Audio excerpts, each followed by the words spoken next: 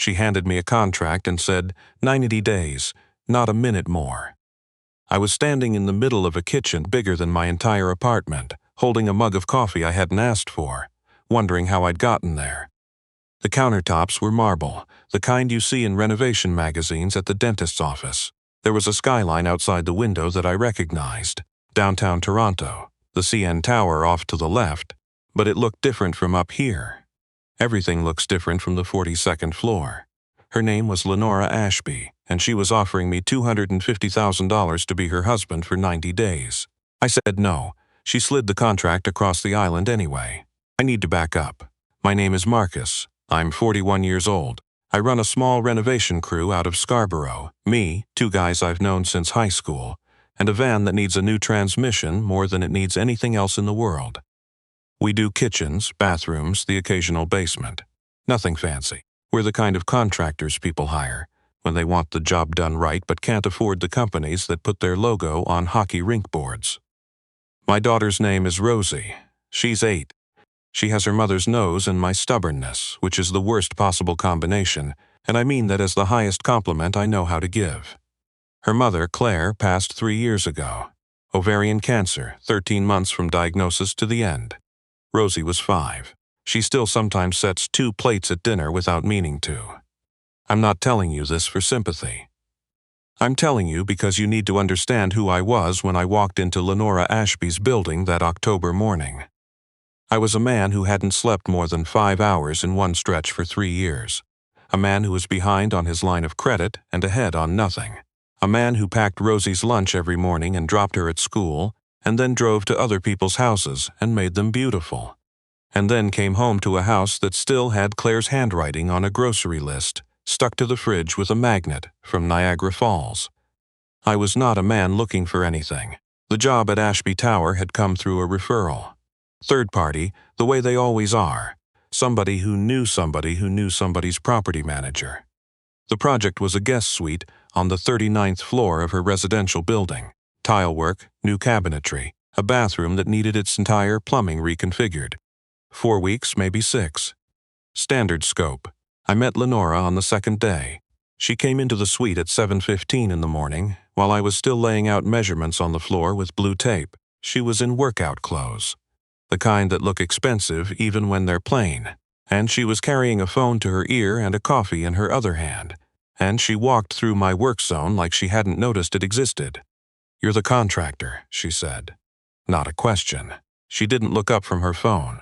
"Marcus Briot," I said. She didn't offer her name. She didn't need to. I'd Googled the address before I came the way I always do, and I knew whose building this was.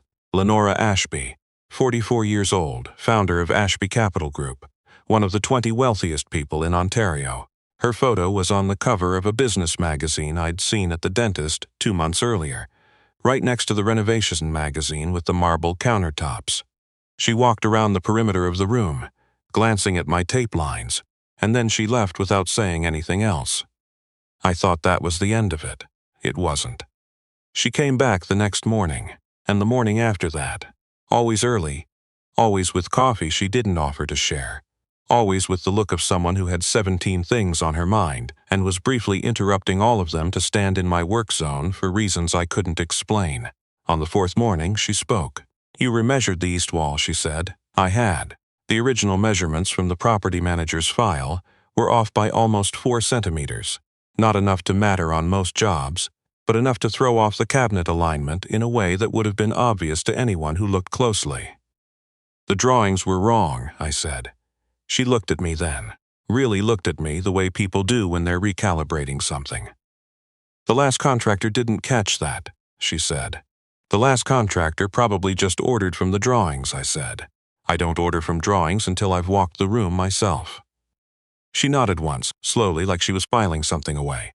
I went back to work. 3 days later, her assistant called my cell and asked if I could come to the 42nd floor at 6 p.m. I assumed it was about the project, a change order, maybe, or a concern about timeline. I came in work clothes, with tile dust still on my forearms, because I'd come straight from a job in Leslieville and I hadn't had time to change. That was when she handed me the contract. I read it while standing at her kitchen island. The full thing, All 14 pages, because I'm the kind of person who reads all 14 pages. It was written in legal language that took effort to decode, but the shape of it was clear enough. 90 days. We would present ourselves publicly as a couple. I would attend certain events and certain dinners, and behave in a manner consistent with a committed relationship. I would sign a non-disclosure agreement that covered essentially everything. At the end of 90 days, we would separate quietly, and I would receive $250,000 deposited into any account I specified. There was a clause on page 11 about Rosie. That was where I stopped reading and looked up. "You know I have a daughter," I said. "I know," Lenora said. She was standing on the other side of the island, arms crossed, watching me the way she'd watched me remeasure the east wall, like she was checking her math. "She's 8, I said. "I know. This would affect her. The clause on page 11 addresses that. She would be included in any public appearances that are family appropriate. The cover story would be that we met through the renovation project, which is true. And when it ends," I said. "In 90 days, children are resilient," she said. I put the contract down on the marble countertop. "I don't think you should use that phrase to a man who's buried his wife," I said. "Children are resilient. It's one of those things people say when they don't want to reckon with the actual cost of something." Silence. Long enough that I heard the hum of her refrigerator. "You're right," she said. "I'm sorry." I hadn't expected that. The apology landed differently than I was ready for. I picked up the contract again. The reason she needed this, the reason was buried in the corporate language of pages 4 through 7, and I had to read it twice to understand it. Her late father's estate. A controlling interest in a family trust that had a morality clause attached to it, an old clause, written 40 years ago by a man with very specific ideas about what a woman in business should look like. The trust board, all men, all his age, was scheduled to vote in 93 days on whether Lenora met the terms. A publicly visible, stable partnership would help. It wasn't guaranteed to help, but it would help. $250,000. I thought about the van's transmission. I thought about Rosie's college fund, which existed in name only. I thought about the line of credit and the fact that my furnace was making a sound it hadn't made last winter, and I'd been ignoring it because I couldn't afford to know what it meant. I said no. I said no, and I left, and I drove home to Scarborough, and I picked Rosie up from my neighbor Linda's place, and I made her scrambled eggs for dinner, because it was already 8 o'clock, and that's what I could manage. And she told me about a girl at school named Priya, who had invited her to a birthday party, and she was worried because she didn't know what kind of present to bring. "What does Priya like?" I asked. "Horses," Rosie said. "Then you bring her something about horses. What if she already has it?"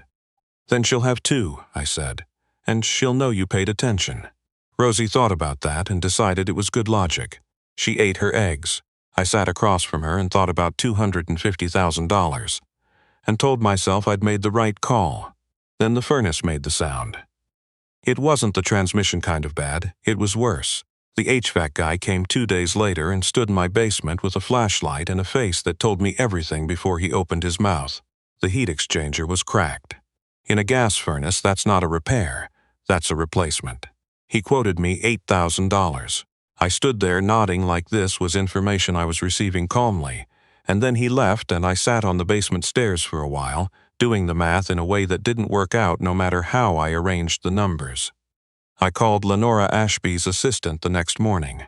I told myself it was just to ask more questions, that I hadn't decided anything. I signed the contract 3 days later.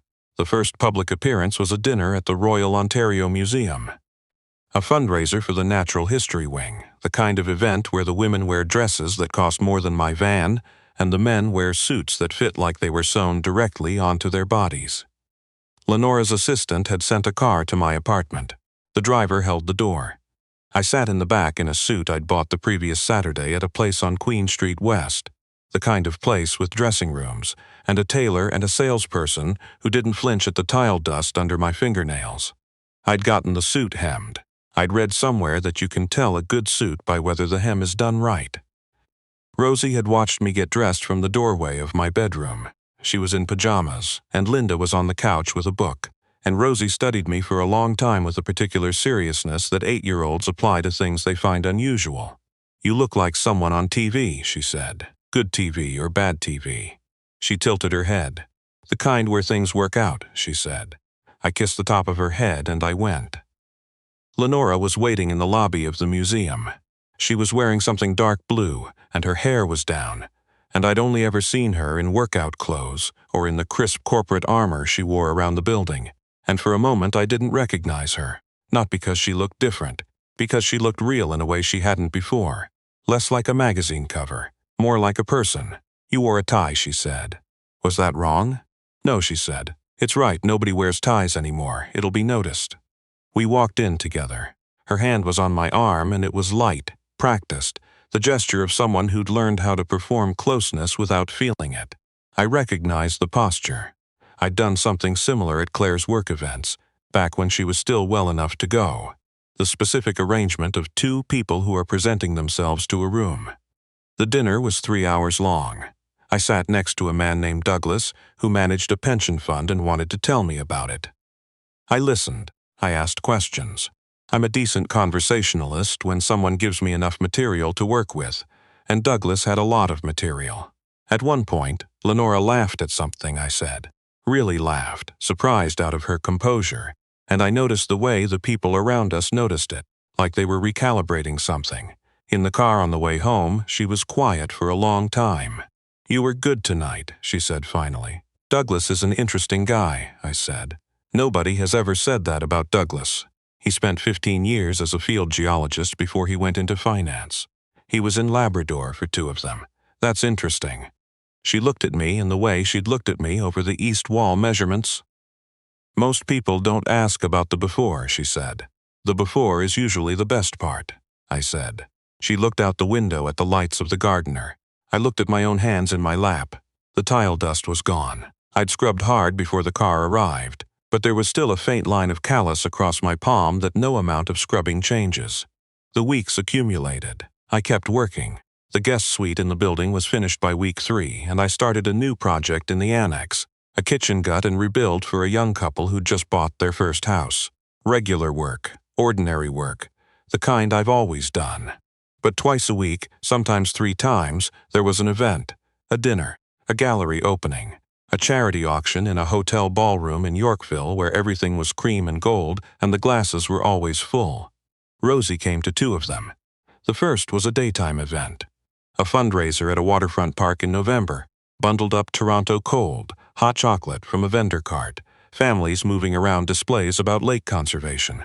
Rosie held my hand on one side and, after about 20 minutes, reached up and took Lenora's hand on the other side, completely without ceremony, the way kids do when they've decided something. Lenora looked down at her. Then she looked at me. I didn't say anything.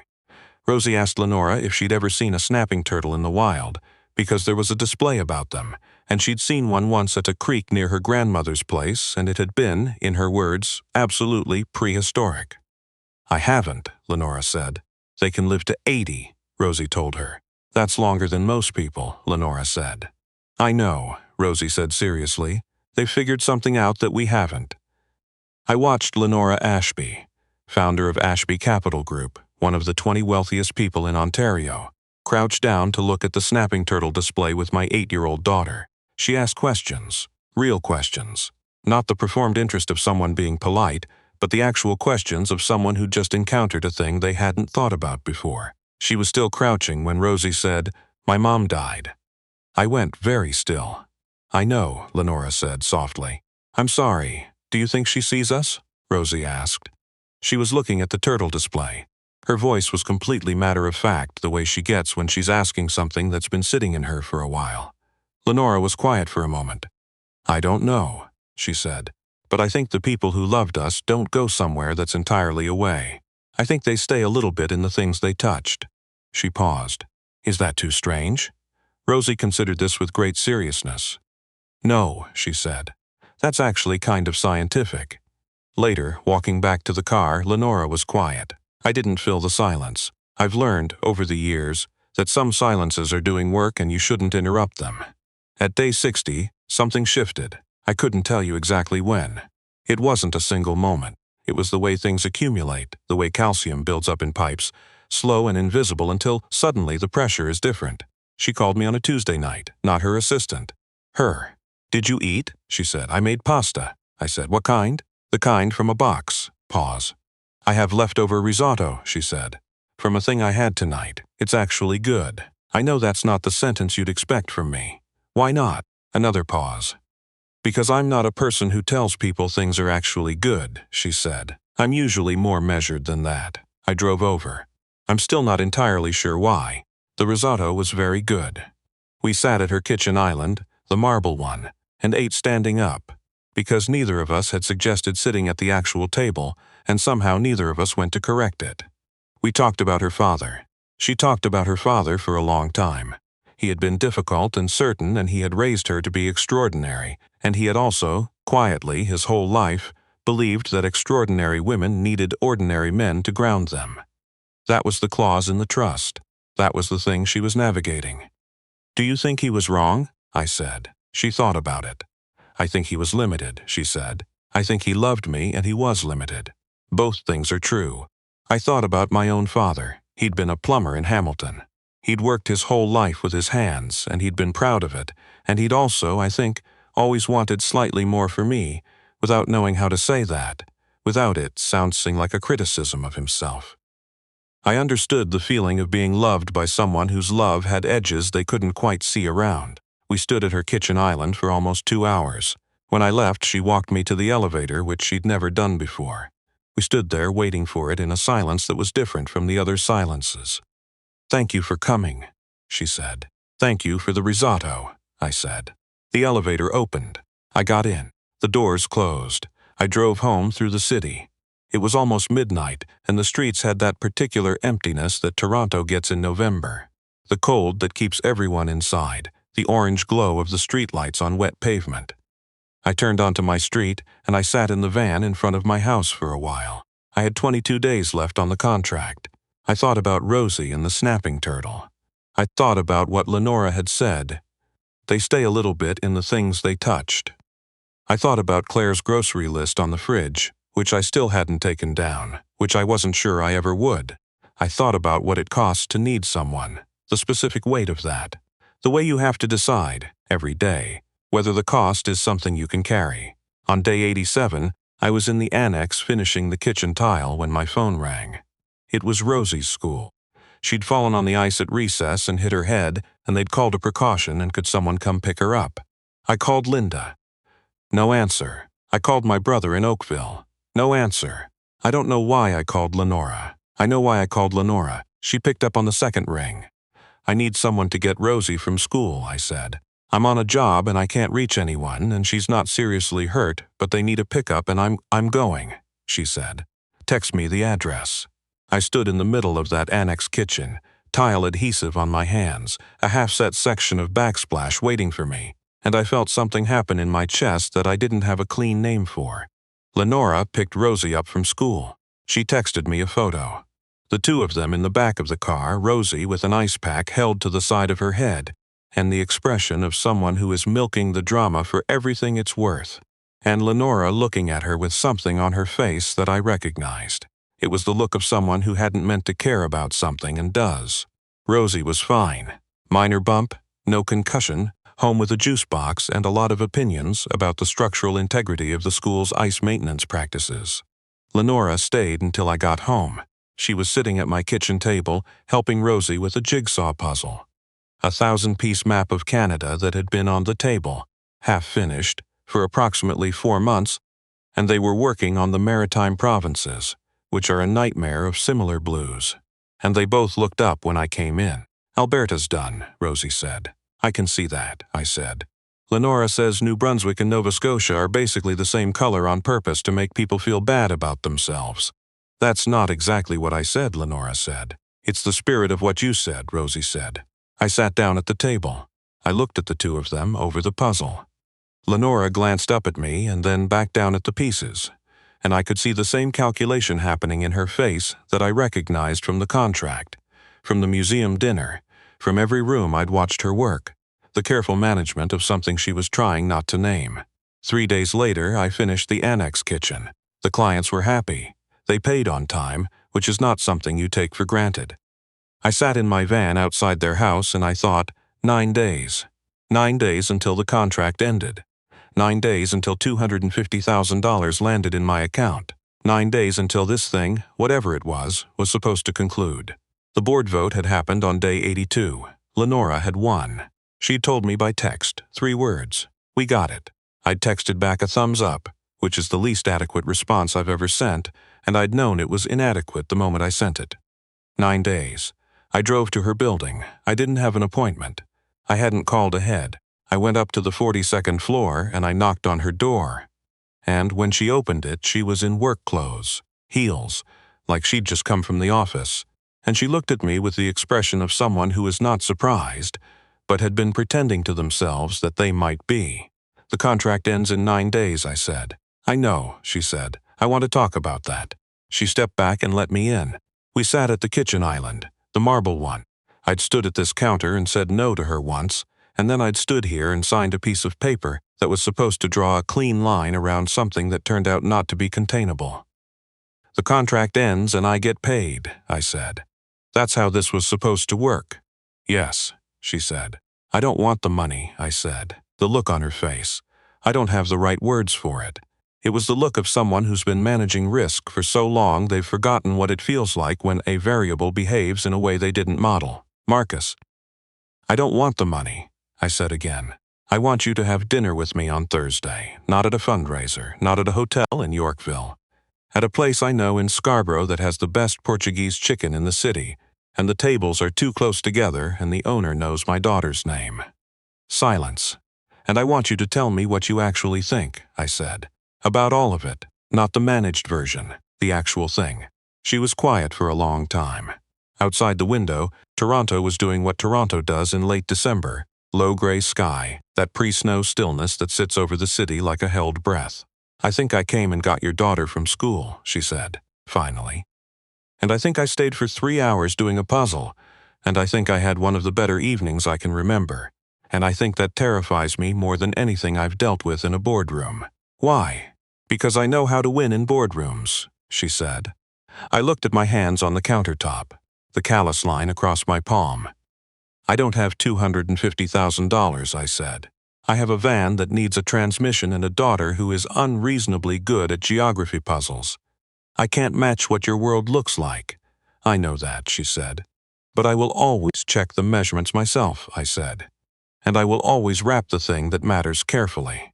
And I am asking you to have dinner with me at a Portuguese chicken place in Scarborough on Thursday. She looked at me, then she said, What time? Rosie found out on the drive to school the next morning. I told her simply the way I try to tell her everything, directly and without a lot of extra furniture around it. That Lenora and I were going to keep spending time together, if Rosie was okay with that. Rosie was quiet for the length of 2 streetlights. She knows about the snapping turtles, Rosie said. She does now, I said, and she stayed for the puzzle. She did. Another light. Is she going to be around? Rosie asked, the careful voice she uses when she's trying not to want something too much. I think so, I said, if we both figure out how to be careful with it. Rosie nodded. She looked out the window. Okay, she said. But she has to do the Maritimes. That's her territory now. I laughed. The real kind.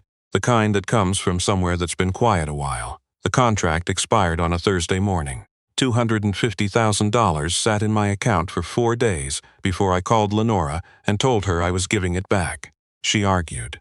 I'm not a man who argues often, but when I do, I tend to win.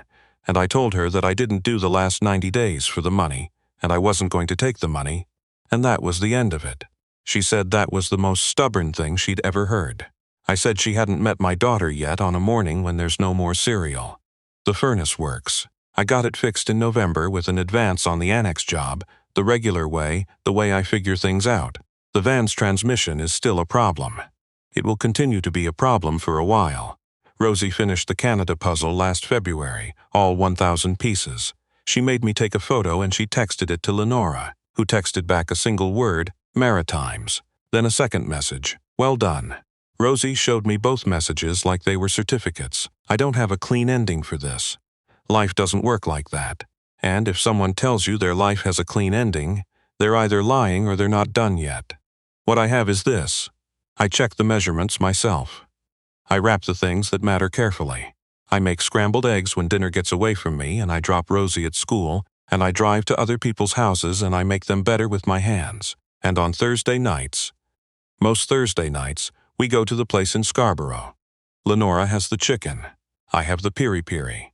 The tables are too close together. The owner's name is Domingos, and he knows Rosie's name, and now he knows Lenora's too, and he always asks about the puzzle. Last week she ordered for herself in decent Portuguese. Domingos looked at me with an expression I didn't have a word for at the time, but I've since figured it out. He looked like a man watching something take root.